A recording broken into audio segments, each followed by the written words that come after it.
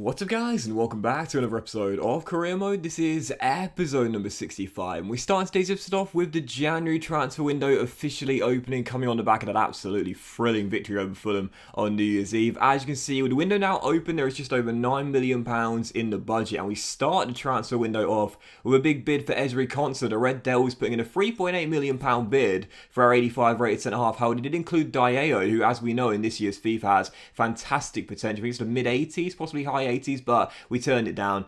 Ezri Konsa has been great since coming back from Aston Villa to Brentford, so of course he's going nowhere. And also an academy update as well, just the one player in it. I mentioned before this year I wasn't going to do any scouting whatsoever, and I think it's the right thing to do as well. Still looking at the fixture for January. As you can see, Chelsea at home, West London derby, another one coming there. Sunderland away at the Stadium of Light in the FA Cup third round, can't wait for that. The Red Devils at home, Norwich away at Carrow Road, and we wrap up the month with Wolves at home, who, as we know, we've had some struggles with throughout the course of this series. We also have Theodore Chambers as well. Sassuolo wanting to take our holding mid. He's only 65 overall, but 17 years old. He got some rare game time last season, a little bit this year as well. I would like to loan him out. He is on the loan list, but no bids have come in so far. I guess we'll have to wait and see if we get some in January. I mentioned before, like, loaning players, you know, you got to do the delegation like that. That's the only way they're going to go through. If you try and negotiate initially, then it just won't work for some strange reason. But delegation is the way to go. But sometimes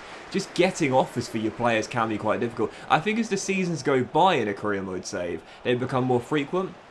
But sometimes there are certain players who just never seem to get offers whatsoever. Still, first game of today's episode, it was indeed Chelsea at home. It was just one win in our last three in the Premier League. Not the best run of form. Now taking on Thomas Tuchel's side. Obviously, we beat them at Stamford Bridge on the season opener, a big 1-0 victory. Back-to-back wins at the Bridge now after no wins there in the first 3 years. But heading into the game, I started off very poorly indeed. Half an hour in, I was a goal down. And recently, as I said there a moment ago, just 1 win in 3. Haven't been playing especially well. I don't know why. Maybe some fixture congestion. I don't really know why. Maybe just quite frankly, haven't been at my best. But 35 minutes in, almost scored a truly bizarre goal. Had to include that highlight there. James Justin hitting the crossbar with a cross that was not intended to go anywhere close to Mendy's goal, but it somehow almost snuck in. But 40 minutes in, once again we hit the woodwork. Roberto Gutierrez smacking the post. It was still 1-0. So after Chelsea got the goal, I did wake up again, hit the woodwork twice in the first half. Just couldn't find that leveler to find the equaliser. 5 minutes after the restart, once again keeping the pressure on. Justin crosses the back stick. Lingard gets on the end of it, and after Tony shrugs his man off,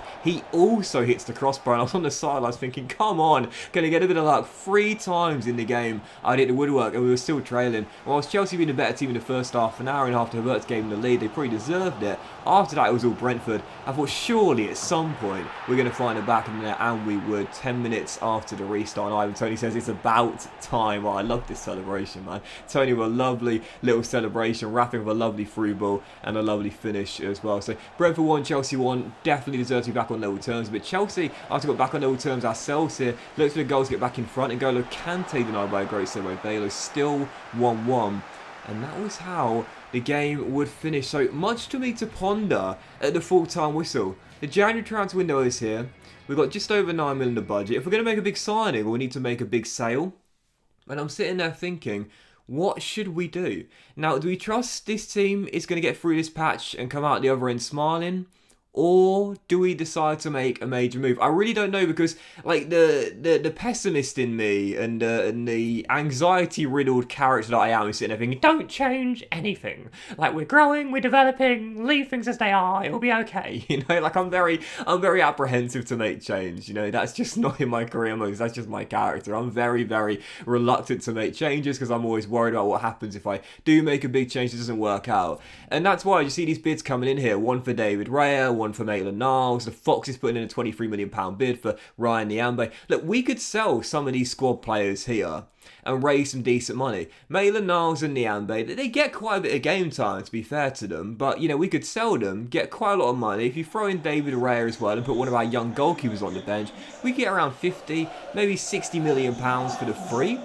And then that'll give us enough to make one big signing. But I'm just sitting there thinking, you know, squad depth is very important when you're fighting on multiple fronts like we are in 3 of the 4 competitions still. And we'd love to continue going further in the FA Cup. This is our 3rd round tie away at the Stadium of Light. Champions League last 16, we're through to that. We're still top of the table in the Premier League just.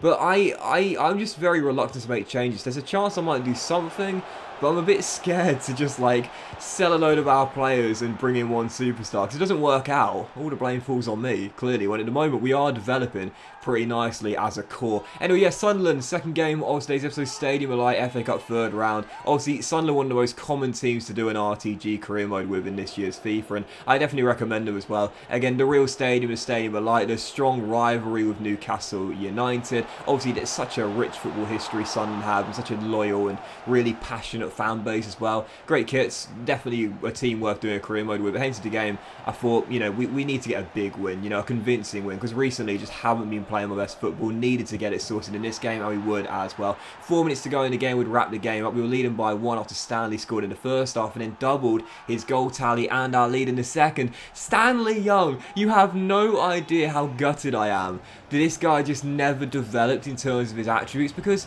he's not done a thing wrong since he got signed back in Season 3. He won the assist title in his first year with us. He's been nothing short of consistently brilliant. Whenever he's on the pitch, he often gets a goal or an assist. And yet, he's just never developed. Still 78 overall, but I guess, if nothing else, the proof is in the pudding right there. The rating is not the most important thing. It's how you feel controlling your players. And with Stanley, I feel very good when controlling him. So yeah, 2-0 win there at the Stadium of Light in the North East. We are through to the fourth round of the FA Cup, and there you go. We've got Cardiff City, the Bluebirds, at the Community Stadium, so a championship side there for our following round. And, you know, I'm always the first to admit it. I must say, in this series, I've had a lot of luck in cup draws. We faced a lot of lower league sides on our way to going further in the competition. Anyway, following that, 2 big bids here as the January window continues to throw lots of offers at us. Josh De Silva wanted by Granada, but this guy's going nowhere, that's for sure. I love him, having his best season to save so far, but also a bid for Sangare. Real Madrid offering us Sam Greenwood, who scored a hat-trick against us in our meeting in the group, and also 11.6 mil. And I'm not going to accept that offer. I don't want Sam Greenwood. We've got enough firepower. We're the best scorers in England right now. We don't need more strikers and more forwards. But I did say in the summer, and to be fair, I've been saying since the last season, if a big bid came in from Sangare for a big European side, I wouldn't be against selling him if the bid was good enough. I think I wouldn't sell him for anything less than around 35, maybe 40 million pounds, because he's transitioned from a holding mid to a centre half and he's been brilliant, 84 overall. But if I was going to make a big sale, I think Sangare is probably one of the few players, one of very few players, I must say, in this team I wouldn't be against cashing in on and looking to replace. I guess we'll have to wait and see. Still, third and final game of today's episode, the Red Devils, Manchester United. The battles we've had with these guys since the save began is ludicrous. So many memorable games. We won at Old Trafford last season, or was it the season before? Sorry, season before, for the first time ever. We've had them in FA Cup semi-finals. We've had huge games against them in the league, and this was going to be another one. Not having the best of seasons this year. Ole Gunnar Solskjaer's side in the game. They won the title 2 years ago, but this year not quite as good.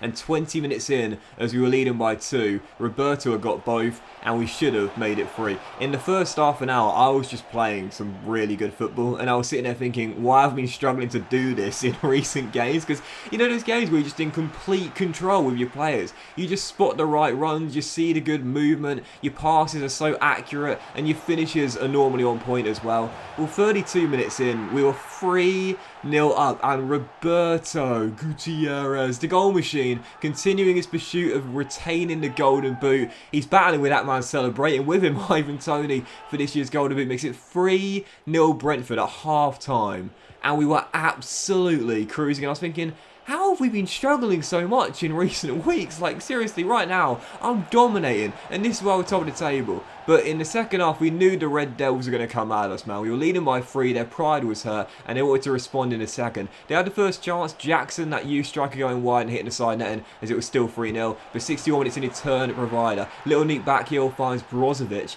and the Red Devils get a route back in the game and a glimmer of hope. So it's 3-1, the lead is cut from 3 to 2, and as you know, I can't defend in this year's FIFA, so I was thinking, do you know what, I'm not going to sit on this. In the first 15 minutes of the second half, it's been all Manchester United. I can't defend, I know they're going to score again, so I need another goal. And with 18 minutes to go, we will get it as well. Really sensible hold-up play from Ollie Watkins off the bench, chips one to the back stick, and at the moment, the race for the golden boot is just as exciting as the race for the title. It's 2 Brentford players that are neck and neck right now. Gutierrez with a hat-trick in this game, but also Ivan Toney, who set the record 2 years ago. 3-goal cushion restored, Brentford 4, Red Devils 1. Surely, that's going to kill Manchester United off.